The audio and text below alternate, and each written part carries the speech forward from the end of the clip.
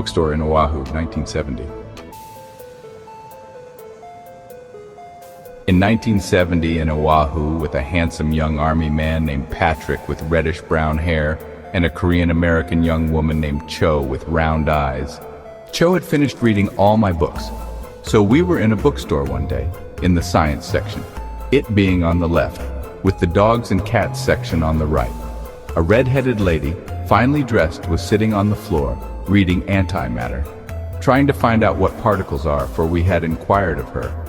A kind of mad scientist then arrived, looking for a science dictionary, his hair much worse than Einstein's.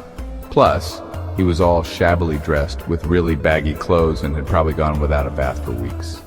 Cho went off to hide somewhere. I asked him if he was a scientist. No, I would be, but the pay is not good.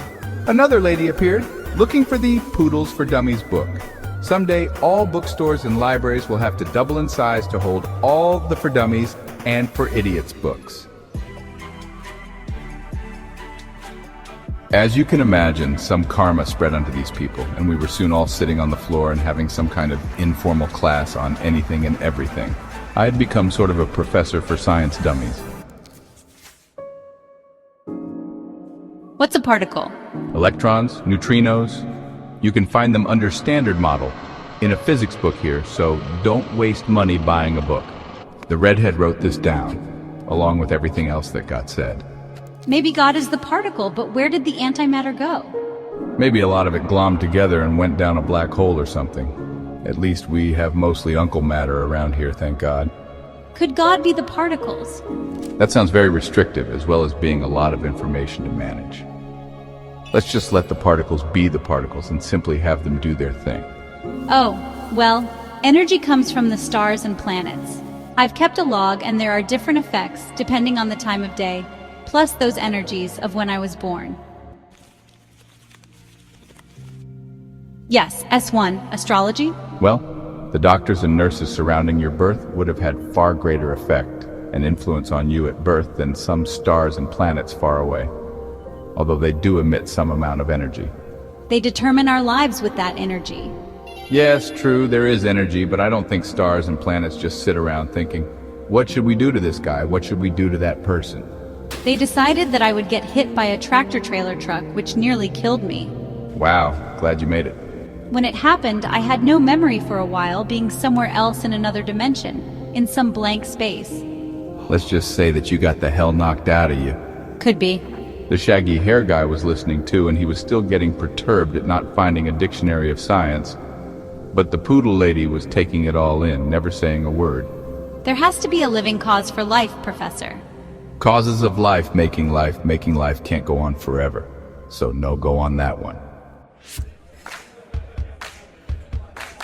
I'm inviting you guys to have dinner with me and my friends. I looked over at Cho. She said, great, we'll go. And a fine dinner it was, with much further and grand discussion, that which spurs even more thoughts. In a fine mansion, no less, the redhead telling us we could stay as long as we liked and or visit her, whenever, coming and going. And such the karma was flowing, so we're having a vacation from our tent, there being servants and all. The redhead looks like a rail, frail and thin, but is energetic nonetheless. She is really old looking for being just 60. Too much sun, perhaps, plus there was that tractor-trailer accident long ago. She is a combination of the dreamy but fun, along with a positive glee. But having an open and wishful scientific-to-be path, one that comes and goes, versus the non-conceptual invisibles. Rare that a Caucasian owns a plantation, but her deceased husband was Oriental. These plantations, of which there are many in the level interior of the island, raise cane and whatever else in this fair climate.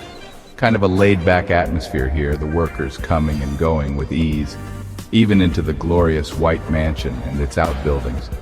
The cook here is fantastic, blending all sorts of seafood and vegetables with the heartier stuff. Protons and wontons abound here. Cho and I can see the back and the side of our mountain way off in the distance as it calls to us from this lowly point. And so we will come and go, and Cho could have a job here during the week.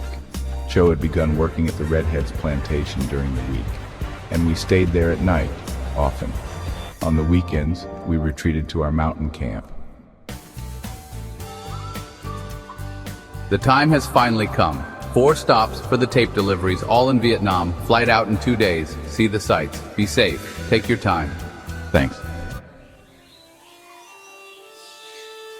Upon return, I headed over to the Redheads plantation for a reunion with Cho. Too long, Patrick. It was rough. Our helicopter took a hit. We shot up some NVA at a fire base that was being overrun, and then we barely made it to a landing much further away. Then we met the general, and he employed us. I killed some more enemies, and then nearly met my end in a firefight, and near again when running through the jungle. The thought of you carried me on, energizing me. I wrote it up. Here's my report.